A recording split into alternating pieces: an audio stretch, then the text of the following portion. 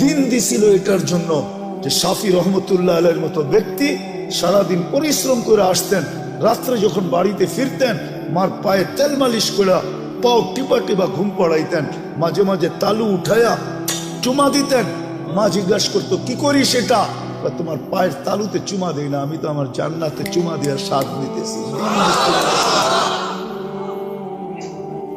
দিন দিছিলেন এটার জন্য। মুসা আলাইহিস সালাম জিজ্ঞাসা করছে আমার জান্নাতের বন্ধুকে, বলছে কসাই। তো বলতেছে আল্লাহ আমি যেমন জিগাই জবাব এরকমই দেন।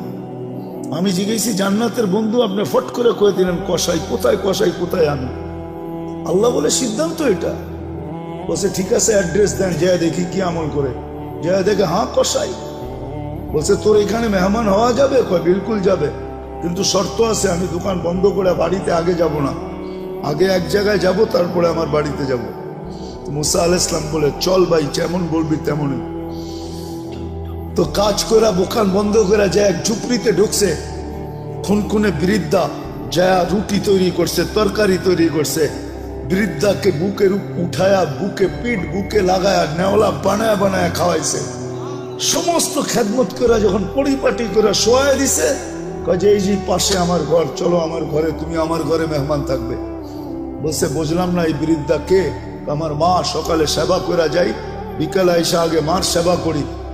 বুঝলাম তো সেবা, কিন্তু মাকে যখন সেবা শেষ করার পরে শোয়া দিলা, মা জানি হাত উঠে কি বললো, কারে দূর পাগল মা, যখনই সেবা শেষ করি তখনই হাত উঠে বলে আল্লাহ আমার সন্তানকে মুসার জান্নাতের সঙ্গী বানায় দিও। মুসা আলাইহিস সালাম কয় জানার আর মেহমান হওয়ার দরকার নাই, বুঝা ফেলছি মা পাগল না, তুই পাগল। মা তোকে মুসার জান্নাতের সঙ্গী বানায় দিছে, আমি মুসা। দিনের জন্য দিছিলেন, রব্বে কাবার কসম, সুখে থাকার জন্য দিন দিছিলেন। দিন এই জন্য দিছিলেন যে যুবক চির যৌবন পাক, চিরদিনের যৌবন, চিরদিনের জান্নাতের নেয়ামত পাক, চিরদিনের জন্য 14 তারিখ পাক। সবকিছু যা চায় আজকে সব জান্নাতে রাখা আছে। আরে তোমাকে ডিজে আর ফ্রিজে আর ডিস্কো আর সিস্কো আমরা পাগল হয়ে যাই নাই। আমাকে তো এক সময় তোমাদের মতো বয়স ছিল না, ছিল না? হ্যাঁ কি বলো?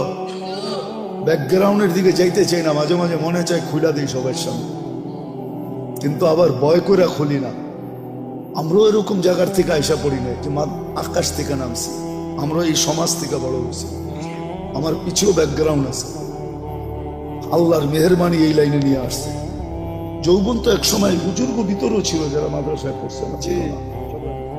হ্যাঁ কেন হারায় যেতেছ? দিন দিছিলেন এই জন্য, চিরদিনের জন্য পাওয়ার জন্য। দুনিয়ায় যতদিন থাকবে সুখে থাকার জন্য, মাথা উঁচা করে থাকার জন্য। দিন দিছিলেন শান্তিতে থাকার জন্য। আজকে কে হ্যাপি? আমি হ্যাপি না। কে কে লেখা আছে হ্যাপি? আবার ওটাকে কাচি কাটে ছুরি দিয়া কাইটা বুঝাইতে চাইতেছে, তুই হ্যাপি থাকবি তো থাকবি কেন? আমি তো হ্যাপি না, বিজয় তোলে কাইটা টুকরা টুকরা করে দিতেছে।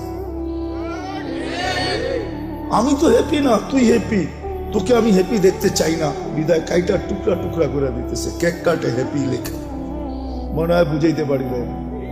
হ্যাঁ আল্লাহ দিন দিছিলেন সুখে থাকার জন্য। আজকে মুসলমান সুখে না এই জন্য, তাহলে মুসলমান সুখে থাকত। ছিল একদিন সুখে, বস্তু ছিল না কিন্তু সুখ ছিল। আমি দেখাইতেছি আপনাদের, এক ঘরে এক কাপড়। স্ত্রী স্বামীকে বলতেছে গালে চিমটি কেটা, আমি কিন্তু জান্নাতি। বলছে কি করে তুই জান্নাতি? সবরের জীবন চলতেছে, ঠোঁটে তো দূরের কথা, মনের ভিতরও চাহিদা নাই, অভিযোগ নাই।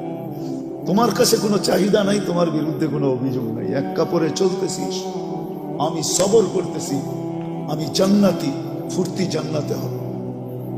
স্বামী ভাবছে তুই জান্নাতে যাবি, সত্যই তো বলছে সবরের বদলা জান্নাত। ওলামা বলো সবরের বদলা কি? আমি জান্নাতি। স্বামীর চেহারাটা মলিন হয়েছে তো, জিতে গালে চিমটি কেটে বলতেছে তুমিও জান্নাতি।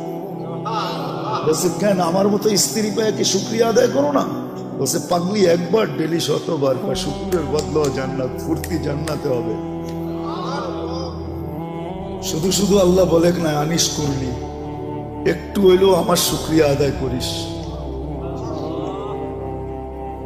মা কুতিলা ইন্নাল ইনসানা লিরাব্বিহি লাকানুত। মানুষ তুই এরকম অকৃতজ্ঞ হয়ে যাস না। আজকে সৃষ্টির ভিতরে মানুষ সবচেয়ে বড় অকৃতজ্ঞ। কোন সৃষ্টি আল্লাহর অকৃতজ্ঞ না। যুবক পায়ে হাত দিয়া বুঝাই, তোমরা বড় অকৃতজ্ঞ আল্লাহর। তুমি জানো না তোমার যৌবনের দাম কত। তুমি তো চাইতেছো এটা মাটিতে মিটাইয়া দিতে, মিশাইয়া দিতে।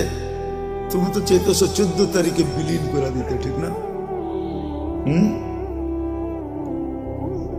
যৌবনের দাম তুমি জানো না, যৌবনের দাম কত। এক যুবকের যৌবন সমগ্র জগতের সম্পদ, তারপর যৌবনের দাম বেশি। তুমি আকর্ষণের পাত্র কি চেহারা দেখা? কি পুরুষ কি মহিলার কাছে আকর্ষণের পাত্র খালি বাত কাপড় বা সস্তান দিয়া? পুরুষত্ব দিয়া আকর্ষণের পাত্র। যুবক তুমিও আকর্ষণের পাত্র যৌবন দিয়া। যদি দুনিয়া দিয়ে আকর্ষণের পাত্র হইতো, তাহলে জাস্টিস টুডুর বউর কোনোদিন ডিভোর্স হইতো না। চিনো জাস্টিস টুডু কে? মনে হয় চেয়ারম্যান সাহেব চিনে না। এত বছর পরে এসে ডিভোর্স হতো না। যদি দুনিয়া দিয়েই চলতো, তাহলে বিল গেটসের আইসা এই বুড়া বয়সে ডিভোর্স হইতো না। আর কোনটা দেখানো হচ্ছে বড় বড়? বাকিগুলা তো দেখানো যাবে না। আমাদের কাছে এরকম নোট হাজার না লাখ আছে আমার কাছে। আমি বাংলাদেশও দেখাইতে পারি। সত্য এটা। তুমি আকর্ষণের পাত্র যৌবন দিয়া। পুরুষ আকর্ষণের পাত্র পুরুষত্ব দিয়া। বুড়ারা তো কইলে হাইসা দিব, এখন ফেলবো, রাগ হইবেন না তো। যার কাছে সব হারায় দিয়া বুড়া হইল, এখন সেও দেখতে পারে না। এর কাছে গেলেও কয় বুড়া, ঠিক না? এর কাছেও আকর্ষণ নাই, এখন শেষ, ঠিক না? সব হারায় ফেলছে এর কাছেই। তারপরও ওনার এখনো আকর্ষণের পাত্র নাই। সব হারাইলাম, তারপরও আকর্ষণের পাত্র না। তা আমি যেটা বুঝাইতেছিলাম, আমার কথায় সুর হবে না, আমি যেটা বুঝাইতেছিলাম যে দিন আল্লাহ আমাদেরকে কেন দিলেন? কোন সৃষ্টিকে দিলেন না, ফেরেশতাকে দিলেন না, সাথে সাথে কোন সৃষ্টিকে আল্লাহ বিনিময়ও দেন না। খাইটা তো যাইতেছে, মা মিন শাইইন ইল্লা ইউসাব্বিহু বিহামদি রাব্বি। সমগ্র সৃষ্টি 24 ঘন্টায় গুণগানে রত। দেখি একটু ধারণা করতে পারেন কিনা আপনারা। ফেরেশতা মিন আউয়ালি খালকি ইলা ইয়াউমিল কিয়ামতি ওয়া হুয়া সাজিদ। এক ফেরেশতা জন্মলগ্ন থেকে কিয়ামতের সকাল পর্যন্ত সিজদায় পড়ে আছে। লা ইয়াগফাল ওয়া লা ইয়ালতাফিত। না বিমুখ হয়, না এদিক ওদিক তাকায়।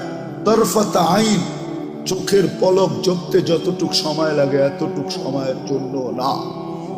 কিন্তু কিয়ামতের দিন ওর কোনো বিনিময় মিলবে না। আল্লাহ তো আমাদেরকে বিনিময় দিছেন। আপনি সঠিক চিন্তা করতে দেরি, 60-70 বছরের ইবাদত আমলনামায় লিখতে দেরি হয় না। লা তাফাক্কুরু সাআ খায়রুম মিন ইবাদাতি 60 সানা আও 70 সানা। তো ফাজাইলে আমলে হাদিস আছে, কোরআনে আছে, ইন্না ফি খালকিস সামাওয়াতি ওয়াল আরদ ওয়াক্তিলাফিল লাইলি ওয়ান নাহার লাআয়াতিন লিউলিল আলবাব الذين يذكرون الله قياما وقعودا وعلى جنوبهم ويتفكرون في خلق السماوات والأرض ربنا ما خلقت هذا باطلا سبحانك فقنا عذاب النار। যুবক তুমি বিজ্ঞানী দেখা চক্ষু কপালে উঠাও, ঠিক না? আল্লাহ তোমাকে বিজ্ঞানী হিসাবে বানাইছেন, তোমার ভিতরে চিন্তা ক্ষমতা দিছিলেন। আল্লাহ কোরআনে বলছিল উলাইকা উলুল আলবাব। তুমিও এটা উলাইকা উলুল আলবাব অর্থ বিজ্ঞানী। আল্লাহ আমাদের সবাইকে বিজ্ঞানী বানাইছেন, এই জন্য চিন্তার মতো ক্ষমতা দিচ্ছেন। এতে আমাদের চিন্তা করা উচিত, দিন আমাদের জন্য কেন, কি কারণে দিন? কোন সৃষ্টির জন্য নাই, আমার জন্য কেন?